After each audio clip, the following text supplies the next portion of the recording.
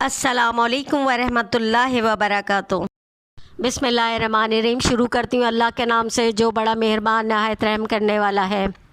With the name of Allah who is the most beneficent and merciful۔ ارشادات حضرت علی علیہ السلام۔ حضرت علی علیہ السلام کا خط مالک اشتر کے نام۔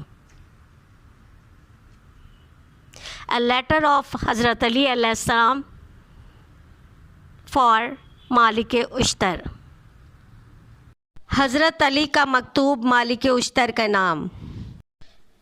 حصہ اول، پارٹ 1، مشاورت اور وزارت۔ السلام علیکم ورحمۃ اللہ وبرکاتہ۔ میرے پیارے ناظرین، میرے پیارے سبسکرائبر، آج حضرت علی علیہ السلام کا ایک خط جو انہوں نے مالک اشتر کے نام تحریر کیا تھا، آپ سب کی خدمت میں پیش کرنے جا رہی ہوں۔ حضرت علی علیہ السلام کا یہ خط طرز حکمرانی کا ایک اعلیٰ نمونہ ہے جس میں معاشی، سیاسی اور سماجی پہلوؤں پر تفصیل سے ہدایات درج ہیں۔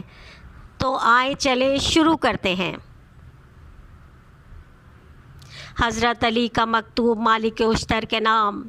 بسم اللہ الرحمن الرحیم۔ یہ وہ فرمان ہے جس پر کاربند رہنے کا حکم خدا کے بندے علی امیر المومنین نے مالک اشتر کو جب انہیں مصر کا ولی بنایا تاکہ وہ خراج جمع کریں، رعایا کی فلاح و بہبود اور شہروں کی آباد کاری کا انتظام کریں۔ سب سے پہلا امر یہ ہے کہ اللہ سے ڈرو اور اس کی اطاعت کو اختیار کرو۔ جن فرائض کا سنن اپنی کتاب قرآن میں حکم دیا اس کا اتباع کرو۔ کوئی شخص اس کے اتباع کے بغیر نیک بخت نہیں ہو سکتا۔ کوئی شخص اس کے انکار اور بردباری کے بغیر بخت نہیں قرار دیا جا سکتا۔ اپنے دل، اپنے ہاتھ، اپنی زبان سے اللہ کی نصرت میں لگے رہنا، کیونکہ خدائے بزرگ برتر نے ذمہ داری لی ہے کہ جو اس کی نصرت کرے گا اور جو اس کی حمایت کے لیے کھڑا ہوگا وہ اسے عزت اور سرفرازی بخشے گا۔ دوسرا حکم یہ ہے کہ اپنے نفس کی خواہشات کو کچل دو اور اسے منہ زوریوں سے روکے رہو، کیونکہ نفس برائیوں کو حکم دینے والا ہے جب تک پروردگار کا رحم شامل حال نہ ہو جائے۔ مالک یاد رکھنا، میں تم کو ایسے علاقے کی طرف بھیج رہا ہوں جہاں عدل و ظلم کی مختلف حکومتیں گزر چکی ہیں اور لوگ تمہارے طرز عمل کو اسی طرح دیکھیں گے جس نظر سے تم اپنے اگلے حکمرانوں کے طور طریقوں کو دیکھتے رہے ہو، اور تمہارے بارے میں وہی کہیں گے جو تم دوسروں کے بارے میں کہہ رہے تھے۔ نیک کردار بندوں کی شناخت اس ذکر سے ہوتی ہے جو ان کے لیے لوگوں کی زبانوں پر جاری ہوتا ہے، لہٰذا تمہارا محبوب ترین ذخیرہ عمل صالح کو ہونا چاہیے۔ خواہشات کو روک کر رکھو۔ جو چیز حلال نہ ہو اس کے بارے میں نفس کو صرف کرنے سے بخل کرو، یہی بخل ان کے حق میں انصاف ہے، چاہے اسے اچھا لگے یا برا۔ رعایا کے ساتھ مہربانی، محبت اور رحمت کو اپنے دل کا شعار بنا لو۔ خبردار، ان کے حق میں پھاڑ کھانے والے درندے کے مثل نہ ہو جانا کہ انہیں کھا جانے میں ہی غنیمت سمجھنے لگو، اس لیے کہ مخلوق خدا کی دو قسمیں ہیں، بعض تمہارے دینی بھائی ہیں اور بعض خلقت میں تمہارے جیسے بشر ہیں جن سے لرزشیں بھی ہو جاتی ہیں، انہیں خطاؤں کا سامنا بھی کرنا پڑتا ہے اور جان بوجھ کر یا دھوکے سے ان سے غلطیاں بھی ہو جاتی ہیں، لہٰذا انہیں ویسے ہی معاف کر دیا جس طرح تم چاہتے ہو کہ پروردگار تمہاری غلطیوں کو درگزر کرے کہ تم ان پر حاکم ہو۔ تمہارے اوپر تمہارے امام حاکم ہیں اور جس امام نے تمہیں والی بنایا اس کے اوپر اللہ ہے، اس نے تم سے ان کے معاملات کی انجام دہی کا مطالبہ کیا ہے اور اسے تمہارے لیے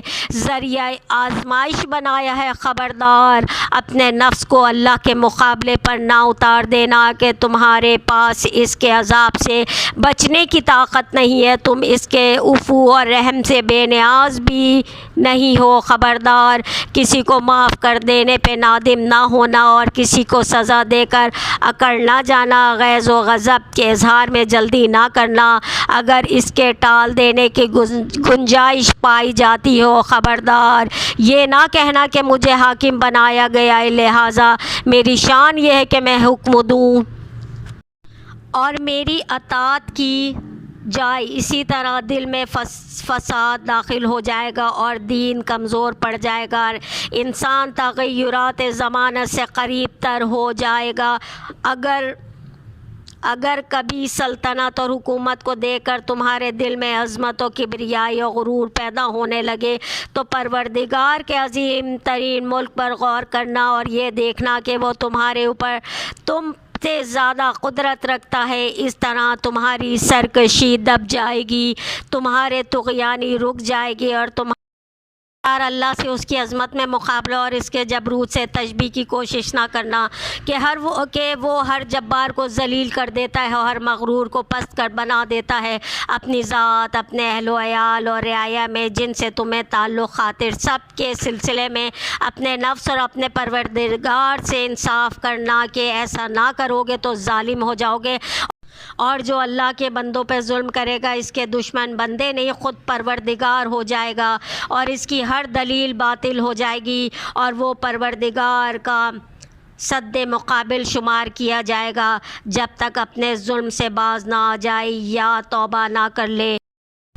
اللہ کی نعمتوں کی بربادی اور اس کے عذاب میں عجلت کا کوئی سبب ظلم پر قائم رہنے سے بڑا نہیں ہے، اس لیے وہ مظلوموں کی فریاد سننے والا ہے اور ظالموں کے لیے موقع کا انتظار کر رہا ہے۔ مظلوموں کی فریاد سننے والا اور ظالموں کے لیے موقع کا انتظار کر رہا ہے۔ تمہارے لیے پسندیدہ کام وہ ہونا چاہیے جو حق کے اختیار سے بہترین، انصاف کے اعتبار سے سب کو شامل اور رعایا کی مرضی سے اکثریت کے لیے پسندیدہ ہو، کہ عام افراد کی ناراضگی خواص کی رضامندی کو بھی بے اثر بنا دیتی ہے اور خاص لوگوں کی ناراضگی عام افراد کی رضامندی کے ساتھ قابل معافی ہو جاتی ہے۔ رعایا میں خواص سے زیادہ ولی پر خوشحالی میں بوجھ بننے والا اور بلاؤں میں کم سے کم مدد کرنے والا، انصاف کو ناپسند کرنے والا اور اصرار کے ساتھ مطالبہ کرنے والا، عطا کے موقع پہ کم سے کم شکر ادا کرنے والا اور نہ دینے کے موقع پہ مشکل عذر قبول کرنے والا، زمانے کے مصائب میں کم سے کم صبر کرنے والا کوئی نہیں ہوتا۔ دین کا ستون مسلمانوں کی اجتماعی طاقت دشمنوں کے مقابلوں میں سمان دفع و مناصی ہوتے ہیں، لہٰذا تمہارا جھکاؤ انہی کی طرف ہونا چاہیے، تمہارا رجحان انہی کی طرف ضروری ہے۔ رعایا میں سب سے زیادہ دور اور تمہارے نزدیک مؤوس شخص کو ہونا چاہیے جو زیادہ سے زیادہ لوگوں کے عیوب تلاش کرنے والا ہو،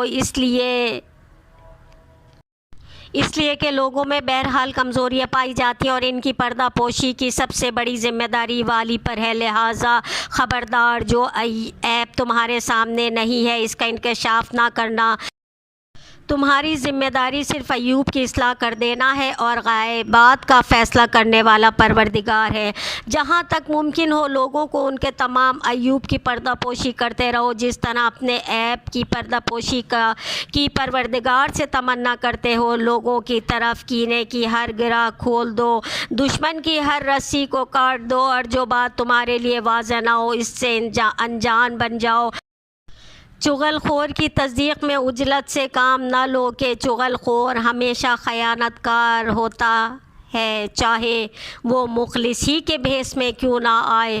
مشاورت دیکھو، اپنے مشورے میں کسی بخیل کو شامل نہ کرنا کہ وہ تم کو فضل و کرم سے راستے سے ہٹا دے گا اور فقر و فاقے کا خوف دلاتا رہے گا۔ اس طرح بزدل سے مشورہ نہ کرنا کہ وہ ہر معاملے میں کمزور بنا دے گا، اور حریص سے بھی مشورہ نہ کرنا کہ وہ ظالمانہ طریقے سے مال جمع کرنے کو بھی تمہاری نگاہوں میں آراستہ کر دے گا۔ اور بخل اور بزدلی، طمع اگرچہ الگ الگ جذبات و خصائل ہیں لیکن ان سب کا قدر مشترک پروردگار سے سوزن ہے، جس کے بعد انہی کو اپنے مخصوص اجتماعات میں اپنا مصائب قرار دینا اور پھر انہی میں سے سب سے زیادہ حیثیت اسے دینا جو حق کے حرف تلخ کو کہنے کی زیادہ ہمت رکھتا ہو اور تمہارے کسی عمل میں تمہارا ساتھ نہ دے۔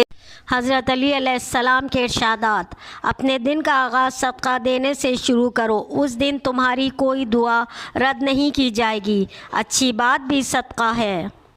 ارشاد حضرت علی علیہ السلام: جو تمہارے سامنے تمہارے عیب چھپاتا ہے اور غائبانہ ظاہر کرتا ہے وہ دشمن ہے، اور جو تمہارے سامنے تمہارے عیب بتاتا ہے اور غائبانہ چھپاتا ہے وہ تمہارا دوست ہے۔ ارشاد حضرت علی علیہ السلام: زندگی جینے کے دو ہی راستے ہیں، بھول جاؤ انہیں جن کو معاف نہیں کر سکتے، اور معاف کر دو انہیں جنہیں بھول نہیں سکتے۔ مولا علی سے پوچھا گیا: یا علی، کوئی ایسی حسرت جو رہ گئی ہو؟ تو فرمایا: جتنا میں سخی تھا اتنا کسی نے مانگا نہیں، اور جتنا مجھے علم تھا اتنا کسی نے پوچھا نہیں۔